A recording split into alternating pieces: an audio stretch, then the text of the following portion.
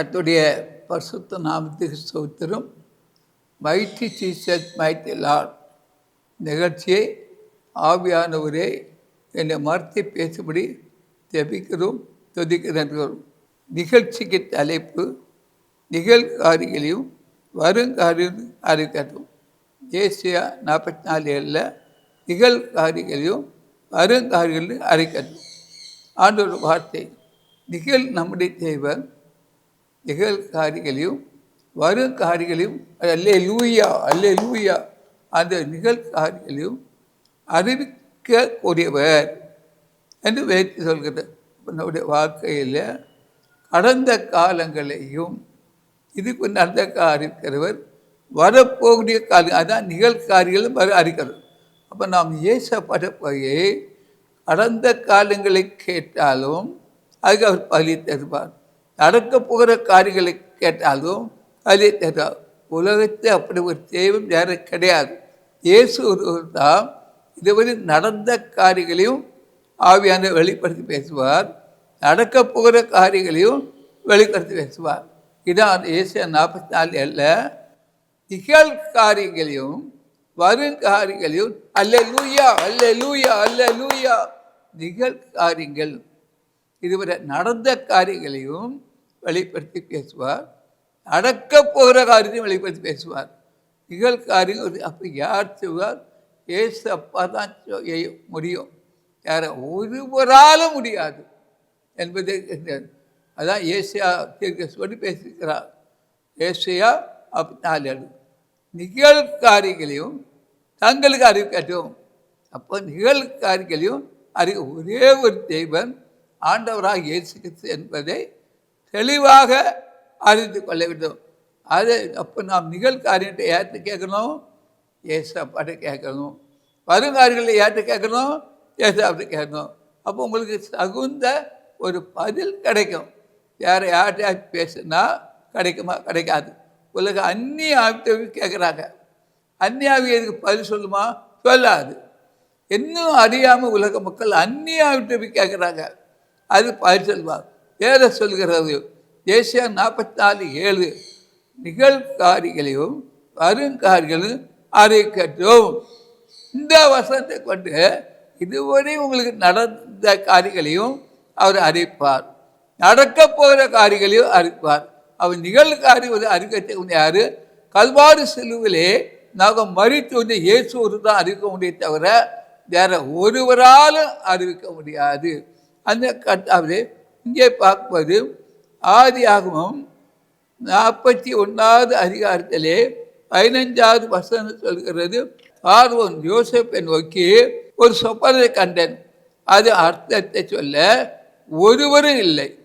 நீ இந்த சொப்பனத்தை கேட்டால் அது அர்த்தத்தை சொல்லுவாய் என்று உன்னை குறித்து கேள்விப்பட்டேன். அப்போன்றால் பார்வோன் என்ற சொப்பனத்துக்கு அர்த்தத்தை கர்த்தர் யோசேப்பை கொண்டு பேசினார், தெளிவாக பேசினார், நடக்க போகிற காரியங்களை குறித்து பேசினார். அப்போது சொப்பனத்துக்கு அர்த்தத்தை யார் சொன்னார் என்றால் யோசேப்பை கொண்டு ஆண்டு பேசினார். மைட்டி ஜீசஸ் மேட்டர் யோசேப்பிட்ட விசேஷித்த ஆவி இருந்தது, பசுத்தாவி. ஆனால்தான் அவருடைய சொப்பனத்தையும் அதுக்கு அர்த்தத்தையும் அவனால் சொல்ல முடிந்தது. அப்படின்னா நாம் என்றால் யார்கிட்ட கேட்கணும்?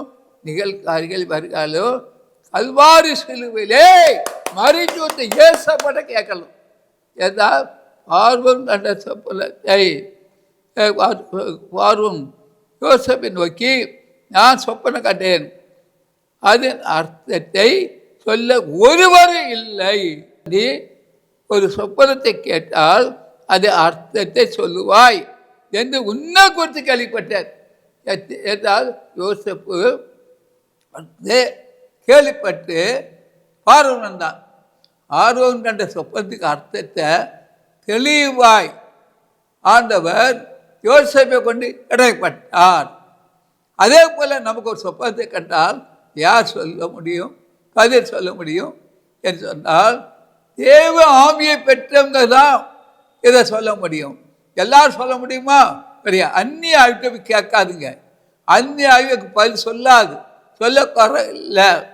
ஆனால் தேவ மனுஷன் யோசேப்பு கிட்ட ஆர்வம் போய் அந்த சொப்பனத்தை சொல்லவும் அது அர்த்தத்தை சொல்லவும் நடக்க தெளிவாக பேசினார். அப்போ சொப்பனத்தை அர்த்தத்தை சொல்கிற தேவ ஆவியால் நிரப்பட்ட ஒரு மனிதன், ஒரு மனுஷன் தான் சொல்ல முடியுமே தவிர வேற யாரும் சொல்ல முடியாது. அப்படி ஒரு பிறக்கவும் இல்லை, பிறக்க போறதும் இல்லை. கை கான் ஜி மைட் லார்டு, மை கான் ஜீஸ் மைட் லார்டு.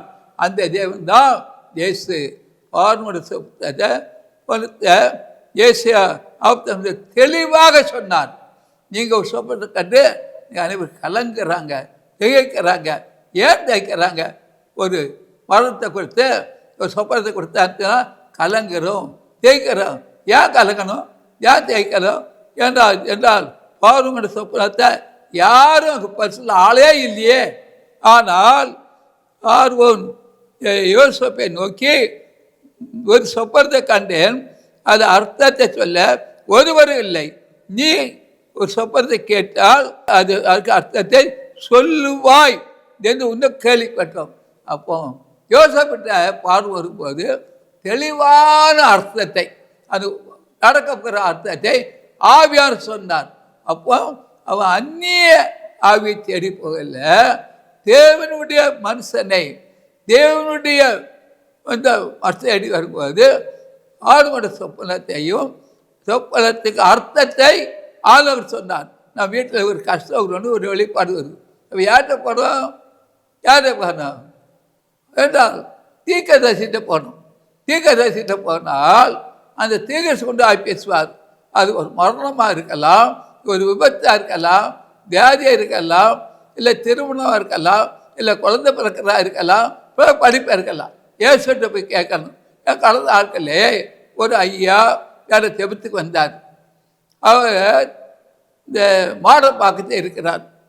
இந்த ஐயா கூரியன். அவருடைய மகனுக்கு 2 காலேஜ் அட்மிஷன் எம்பிபிஎஸ்க்கு. ஒரு காலேஜில் டொனேஷன் அதிகமாக கேட்டனால அவங்களுக்கு குழப்பம். ஆனால் சீட்டு கொடுப்பாங்க. அப்போது வந்தார். இங்கேயும் எனக்கு ஒரு காலேஜில் வாய்ப்பு வந்திருக்கு, அதே போல் பஞ்சாப் லூதியான் எங்கே போகலான்னு கேட்க வந்தார். அப்போது ஆண்டை ஜெயிக்கும் போது இங்கே சென்னையில் அவங்க படிக்க வேண்டாம், அந்த ஃப்ரீ அட்மிஷன் இருந்தால் அங்கே கிடைக்கும், எங்கள் பஞ்சாபில் கிடைக்க சொன்னார்.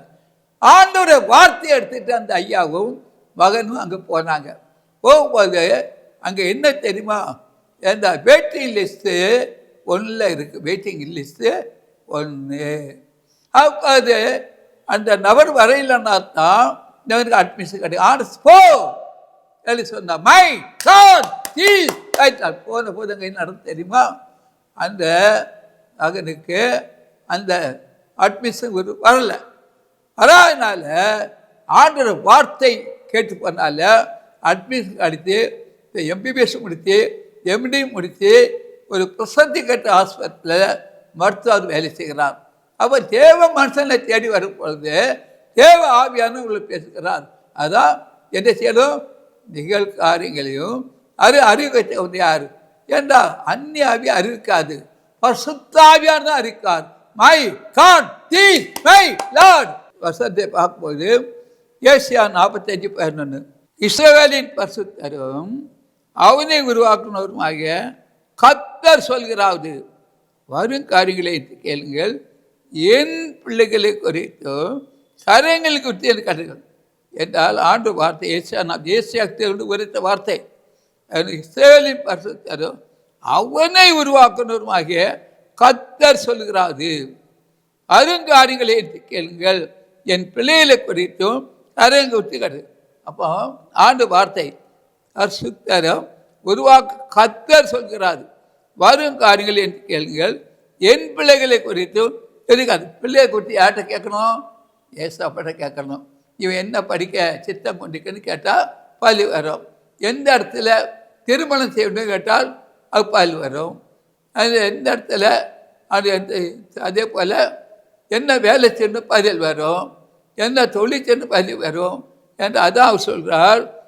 பரிசுத்தரும் அவனை உருவாக்க கர்த்தர் சொல்கிறாரு, வருங்காரியங்களை என்று கேளுங்கள், என் பிள்ளைகளை குறித்தும் அதை குறித்து அல்லேலூயா காட்டு அறிக்கை சொல்லியிருக்கிறது.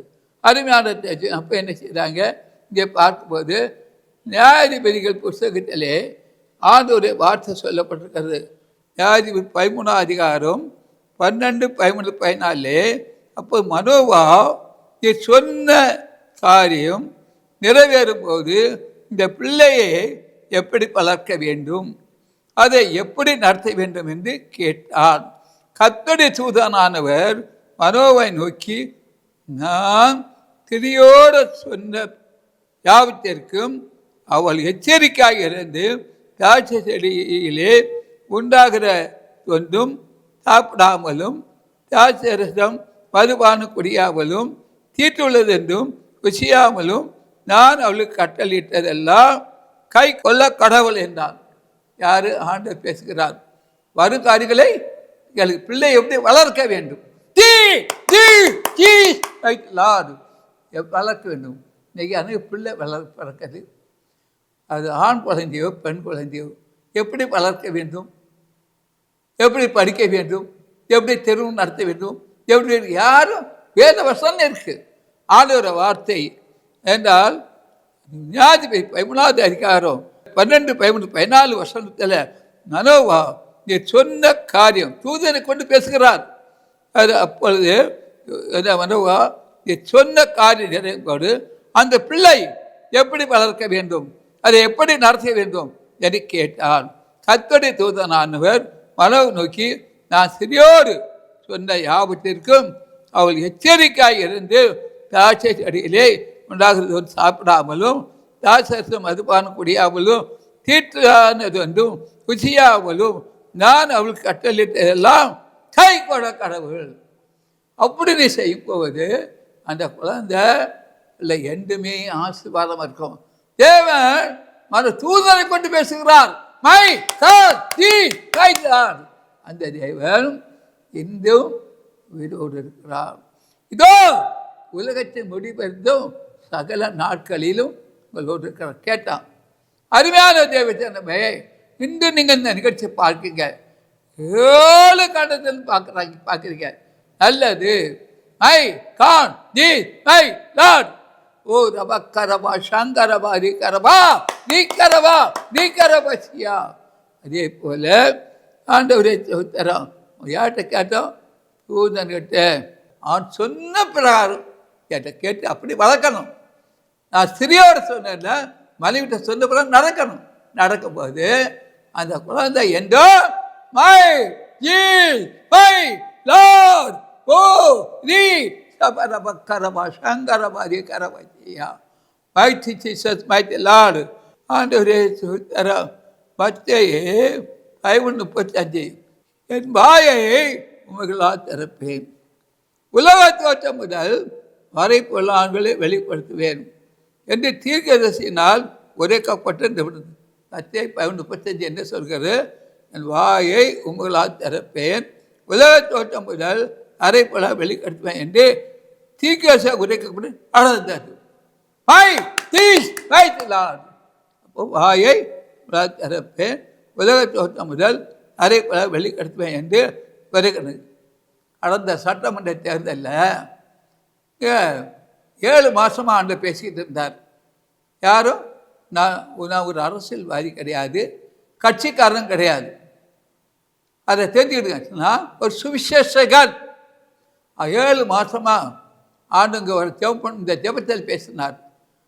தமிழ்நாட்டில் ஆட்சி மாற்றம் 7 மாதமாக பேசினார். ஒரு அரசியல்வாதி கிடையாது, கட்சிக்காரனும் கிடையாது, நான் ஒரு சுவிசேஷகன். எனக்கு ஆண்டு சொன்னார், அதை மீட்டிங்கில் பேசினார். அப்போ என்றால் கன்னியாகுமரி மாவட்டம், தூத்துக்குடி மாவட்டம், திருத்தணி மாவட்டம் ஃபோனில் கேட்டாங்க, ஐயா மாற்றம் வருமா? ஏம்மா ஆவியான சொல்கிறாரு, தேவன் சொல்கிறது, நான் இல்லை, நான் அரசியல்வாதியும் கிடையாது, கட்சிக்காரனும் கிடையாது, நான் ஒரு சுவிசேஷகன். ஆண்டவர் சொல்கிறார், பொறுத்து பாருங்க. அது சொன்னேன்.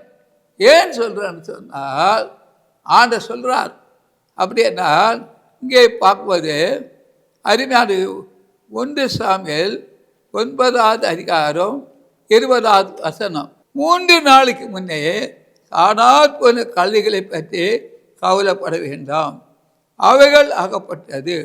அது அல்லாமல் சகல இஸ்ரவேலின் அபட்சையும் யாரை நாடுகிறது? உன்னையும் விட்டார் அனைவரே அல்லவா என்றான். கழுதை தேடியே சாமர்த்தியத்தில் போகிறார்கள். அப்போது ஆண்டவர் சாமர்த்தியத்தில் பேசுகிறார்.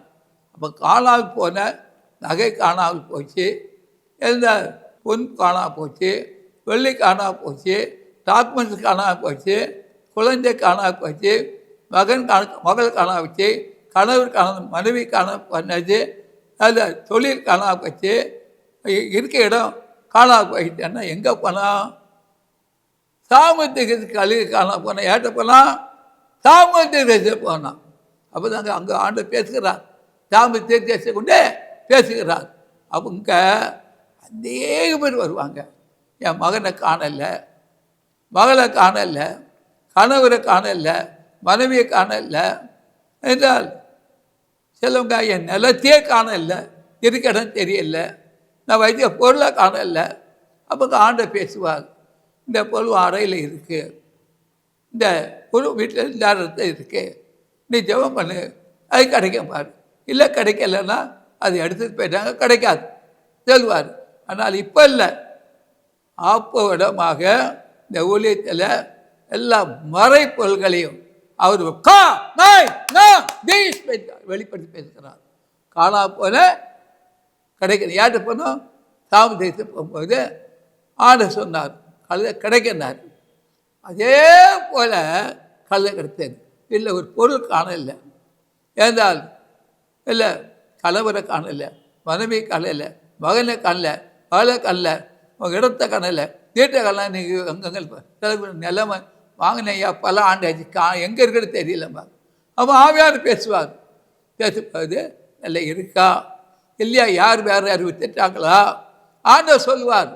சொல்லும்போது அந்த இடத்துக்கு போகும்போது அந்த இடம் அப்படி எத்தனையோ பேர் தேவனுடைய வார்த்தையை நம்பி வந்து ஜெபம் பண்ணி அதை அனுபவிச்சிருக்காங்க.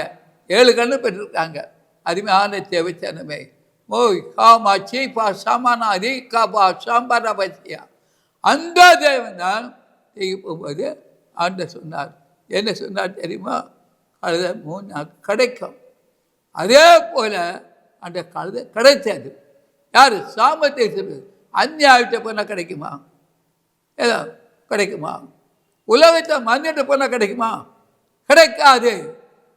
அபிஷேகத்தான் நிரப்பப்பட்ட தேவ மனுஷன், தேவனால் மனுஷன்கிட்ட போனால் தெளிவான வார்த்தை கிடைக்கும்.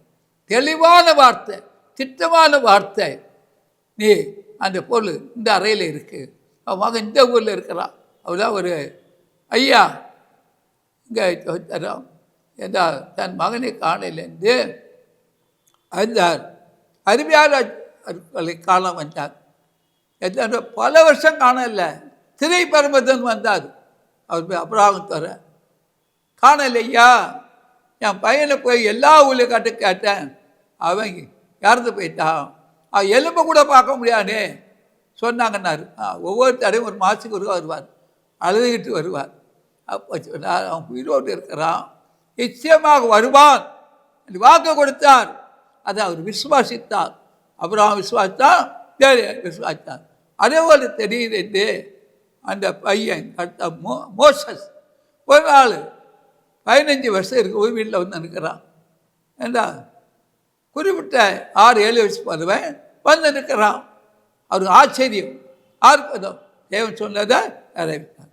எல்லாரும் சொன்னாங்க அவன் உயிரோடு இல்லை, அவன் எலும்பை கூட பார்க்க முடியாதுன்னு சொன்னாங்க. வந்தானா வர இல்லையா? ஆவியான சொன்னதை அதான் தேவ. அந்நியாயிட்ட போகக்கூடாது. அந்நியாயிட்ட போனால் உங்களுக்கு பதில் ரிப்ளை வராது. தேவனுடைய மனுஷன் தீர்க்கதரிசியில் போனால் அது நிறைவேறும். அல்லேலூயா, அல்லேலூயா, அல்லேலூயா, அல்லேலூயா, அல்லேலூயா. அந்த தேவன் தான் நம்முடைய தேவன். அவர் என்ன உயிர் இருக்கார்? அவர் ஜீவன் உள்ள தேவன். இந்த வானத்தை உருவாக்குனா அவர் தான், பூமியை உருவாக்குனா அவர் தான், காற்றை உருவாக்குனா அவர் தான், செங்கடலை உருவாக்குனா எல்லா கடலும் உருவாக்குனா அவர் தான். எல்லாருடைய power of God this my Lord. அந்த தேவனை தேடாதபடி அந்நிய ஆவிட தேடி பண்ணியான்னா ஒன்றுமே நடக்காது. My God Jesus my Lord. அப்போ அந்த பிறகு தேவன மனுஷன் தேடி வரும்போது அவன் பையன் வருவான். கூடி தேவன் சொன்னார். ஒரு பெரிய ஃபங்க்ஷன் நடத்தினார். பையன் வந்துட்டான். திரைப்படப்பட்டு தான் இருக்கிறான். பேர் Moses. My God Jesus my Lord. உண்மை தான் சொல்லுகிறேன். இதே போல் ஒரு பையன் இல்லை, நிறைய மகன்கள் மகள் காணாப்பென்ற ஊழியத்திலே காணாப்பனுக்கு தேடி கண்டுபிடித்தது போல ஆவியான கண்டுபிடித்து கொடுத்தார். வைத்திய சீசன்.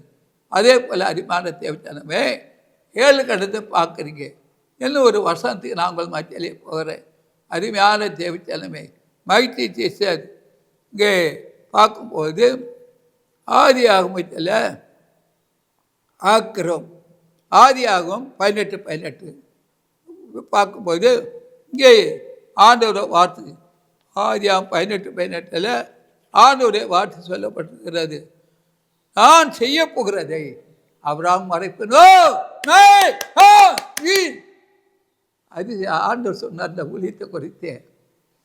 நான் செய்ய போகிறதை ஆபிரகாம் மறைப்பன்னு சொன்னவர் தங்கசாமி மறைக்கணும்னு சொன்னார். என்ன சொன்னார் தெரியுமா? 1 கோடி ஆத்மாக்களை கொண்டு வச்சுப்பட்டு சொன்னார். 1 கோடி ஆத்மா. இது யாரை கேட்டால் வேறு விதமாக நினைப்பாங்க. நான் தேவன் சொன்னது 1 கோடி ஆத்மா ரட்சி பண்ணார். அப்புறம் சொன்ன நான் செய்ய மறைக்கணும். அப்போ அந்த ஊழியத்தை செய்கிறவர் மறைப்பாரோ? மறைக்க மாட்டார். மனிதன் சொல்கிறல்ல, இயேசு சொன்னால் அது நிறைவேறித்து நாம் என்ன செபிக்கணும். அங்கே பார்க்கும்போது ஆண்டவர் ஆபிரகாமுக்கு ஆதியாமம் 22:17 ஆண்டவருடைய வார்த்தை, நான் உன்னை ஆசீர்வதித்து தந்ததை வானத்தின் தட்டுகளைப் போலவும் கடற்கரை மணல் போலவும் பெரிய பண்ணுவேன் என்றும் தந்ததியார் தங்கள் சத்துக்களின் வாசல்களை சொல்வார் என்றும். அல்லேலூயா.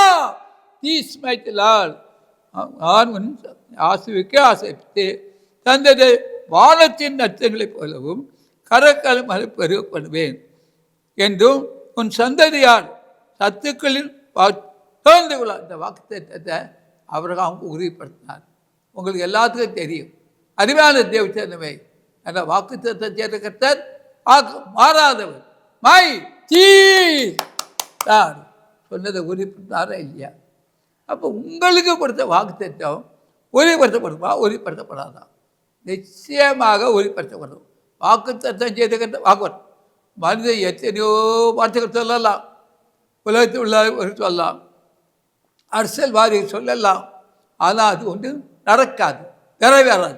கர்த்தர் சொன்னால் அதை நிறைவேற்றுவார். ஆண்டவரே தரோம். ஒரு கடந்த சட்டமன்ற தேர்தலில் என்னோடு கூட கொண்டு பேசினார். அப்போ அவர் சொன்னார், அவர் நீங்கள் ஜெயிப்பீங்க, ஒரு அற்புதம் நடக்கும். அதே போல் அவர் ஜெயித்தார், வெற்றி பெற்றார். அருமையான தேவச்சனமே, ஆண்டவர் சொன்னால் நிறைவேறும், நிறைவேறித்து. இதான் உண்மை. இப்போ நிகழ்ச்சியை பார்த்தவர்களுக்காக ஜெபிக்க போகிற ஏசியா 44:7 நிகழ்காரிகளையும் அருங்காலையும் அறிக்கட்டும். ஏசியா 45:12 தேவையில்லை பரிசுத்தரும் அவளே உருவாக்கணும் ஆகிய கர்த்தர் சொல்கிறார். ஆறுகளை எந்த கேள்கள் குறித்து அறிக்கட்டு தயவு 35 வாயை உலாத்தரப்பேன் உலகத்தை ஒட்ட முதல் அரை வெளிக்கட்டுவேன் என்று நடந்தது. 7 கர்த்தராய் ஆண்டவர் தீர்க்கதரிசிகளை ஊழியக்காரர் வழிகட்ட காட்சியார். 26 வழியாக்கப்படாத வரைபொருளில் ஆதி எல்லோருக்கும் அற்புதம். இயேசுடைய வருகைக்குள்ள அடையாளம் ஒரு வெள்ளிக்கிழமை இரவு சென்னை கடற்கரை நடக்க போது பார்த்துக்கிடுங்க. எல்லோரும் சந்தோஷமார்கள். இயேசு கிறிஸ்து வருகிறார். உள்ள அடையாளம் சென்னை கடற்கரையில் ஒரு இரவு நடக்க பார்த்துக்கிடுங்க. உங்களுக்கு என்ன ஆசீர்வாதத்துக்காக ஜெபிக்கிறதோ அது கிடைக்குமா கிடைக்காதா? கிடைக்கும். ஆதி அப்போஸ்தலர் காலத்தில் உள்ள எல்லா அற்புதமும் இந்த ஒளித்தில் நடக்க போகுது. என்ன அற்புதம் இருக்கலாம்? பொறுத்து இருந்து பாருங்க, காத்து இருந்து பாருங்க. அவர் சொன்ன வார்த்தை நிறைவேறும். நிறைவேற்று. இதோ நான் மாம்சமான யாவருக்கும் தேவனாய் கர்த்தர். எல்லாரும் செய்யக்கூடாத ஒன்று உண்டோ? ஒரு வீடு கட்டன்னு நினைக்கிறாங்க. கட்டலாமா? கட்டலாம். ஒரு தொழில் செய்ய நிற்கிறாங்க, தொழில் செய்யலாம். பிள்ளை பிறக்கல்லி கவலைப்படுறாங்க, பிள்ளை பிறக்கும். திரும்ப நடக்கல்லி பார்க்குறாங்க, திரும்ப நடக்கும். வியாதியிலே நான் பட்டு போயிட்டேனே, இந்த வேலையில் விடுதலை கிடைக்கும், நிச்சயமாக கிடைக்கும். கால் வரலன்னு நினைக்கிறாங்க, கால் வரும். கை தூக்க முடியாங்க, கை வரும். இதே பட்டு போச்சுங்கிற பட்டு பண்ணிட்டு அவர் தொழில் விட செய்வார். கிறிஸ்துக்குள் வரும்போது அதை ஒரு வழி தானே, எல்லாம் போய் தானே. அநேகளுக்கு ஆசீர்வாதத்தை கேட்குறாங்க தேவ சமூகத்தில். என்னை ஆசீர்வதியும், அபிரகாமை ஆசீர்வதித்தரே, ஈசாக்கு ஆசீர்வதித்தரே, யாக்கோவை ஆசீர்வதித்தரே. என்ன எல்லோருக்கும் ஆசீர்வாதம் 100 மடங்கா, 1000 மடங்கா, கோடி மடங்கா, அலகழித்தாச்சுக்க. அனைவருக்கு ஆசீர்வாதம் இறங்கிக்கிட்டே இருக்குது. யாரெல்லாம் ஆசீர்வாதத்தை கேட்டாலும் ஆத்தருக்கு. யாரெல்லாம் குழந்தைய கேட்டாங்களோ குழந்தை கொடுக்குறார். யாரெல்லாம் திருமணத்தை கேட்குறாங்களோ திருமணம் நடக்குது. யாருக்கு வியாதியிலிருந்து விடுதலை கேட்குறாங்க, ஐயா என் குடும்பம் ஆசீர்வதிக்கப்படணும் கேட்குறாங்க, ஆசீர்வாதம் வரும். தண்ணி ஜீவ தண்ணி வரும், பெருகும், குடிப்பீங்கள். உங்கள் வீடு கட்டப்படும், குடும்பம் கட்டப்படும். இரவு உலகத்தை ஒரு சம்பவம் வருது, பார்த்துக்கிடுங்க. ஆண்டோடைய வருகைக்குள்ள அடையாளம் நிச்சயமாக முடிவு உண்டு. ஒரு நம்பிக்கை இருக்குது. வாய் பேசாதபட ஒரு ஊமை இருக்குது, அது பேசுமா பேசாதான்? பேசும். காது கேட்காத செவிடம் இருக்கிறான், அது திறக்கப்படுமா? திறக்கப்படும். வாய் பேசலையே, அது ஊமையாச்சு, எப்படி பேசும்? அதை பேச வைப்பேன். அதே போல் எந்த பலவீனம் இருந்தாலும் அந்த பலவீனத்தை நீக்குவேன். இதோ நான் புதிய காரியத்தை செய்கிறேன், பழுதை தோன்றும், நீங்கள் அறியிருக்கலாம். நான் வல்லாந்தத்து வழியும் ஆறுகளை உண்டாக்கு. 8 நாட்களுக்குள்ளே உலகத்தில் ஒரு சம்பவம் நடக்கும். 8 நாட்களுக்குள்ளே உலகத்தில் ஒரு சம்பவம் நடக்கும். அதையும் பார்ப்பீங்க. அவனை விட்டு விலகுவதும் இல்லை, கை விடுவதும் இல்லை. உனக்கு எந்த நன்மையை நீ எதிர்பார்க்குறாயோ அதை நான் செய்வேன், செய்து விட்டேன். உனக்கு விளக்க நான் கொளுத்தி வைத்திருக்கிறேன், விளக்கு எரியும், அணையாது, நன்மையாக இருக்கும், தீமை இருக்காது. நீ கலங்க வேண்டாம், நீ பயப்பட வேண்டாம். இருள் உலகத்தை சூழ்ந்து கொண்டிருக்கிறது. இருள் போகுமா? போகாதா? ஜெபிக்கும் போது உலகத்தில் இருள் போயிடும். உலகில் பாவம் போகுமா? போகாதா? ஜெபித்தால் போயிடும். உலகத்தில் வறட்சி போகுமா? போகாதா? ஜெபித்தால் போயிடும். கர்த்தர் உங்களுக்கு நன்மையானதை செய்வார். ஒவ்வொரு நாளும் உங்களை பாதுகாக்கிறார், தாங்குகிறார், சுமக்கிறார், ஏந்துகிறார். திருப்பாதம் நம்பி வந்தேன், கிருபை நிறைய இயேசுவே. ஆர்ப்பரித்து பாடுங்க. திருப்பாதம் நம்பி வந்தேன், கிருபை நிறைய இயேசுவே. ஆர்ப்பரித்து பாடுங்கள்.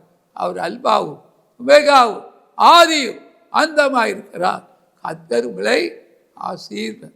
இந்த செய்தி ஆசீர்வாதம் இருந்தால் தொலைக்காட்சி ஊழியத்தில் உற்சாகமாக ஒவ்வொருவரும் மரப்பூர்வமாக காணிக்கை அளிப்பீங்க, ஊழியத்துக்காக செய்வீங்க. கர்த்தர் அல்லேலூயா, அல்லேலூயா, அல்லேலூயா. புத்தூர் அதிசய பராக்கா தீர்க்க தரிசன ஊழியங்கள் நடத்தும் பரிசுத்த உபவாச ஜெப கொடுகை நடைபெறும் இடம் அதிசய பராக்கா தீர்க்க தரிசன ஊழியங்கள் 71 மௌனசாமி மடம், அம்பத்தூர் ஓச்சி. இதில் சிறப்பு ஜெபம் மற்றும் தேவ செய்தி அளிக்க இருக்கின்றவர் தீர்க்கதரிசி எஸ். தங்கசாமி அவர்கள். அன்பானவர்களே, இந்த உபவாச கூட்டத்தில் கலந்து கொண்டு தேவ ஆசீர்வாதங்களை பெற்று செல்ல அன்புடன் அழைக்கப்படுகின்றனர். அவர் அட்ரஸ் இவாஞ்சலிஸ்ட் தங்கசாமி, அதிசய பராக்கா ப்ராஃபட்டிக் மினிஸ்ட்ரீஸ், நம்பர் 71, மௌனசாமி மடம், அம்பத்தூர் ஓச்சி, Chennai 53. Phone number 04426574550 and cell phone number 9383344445.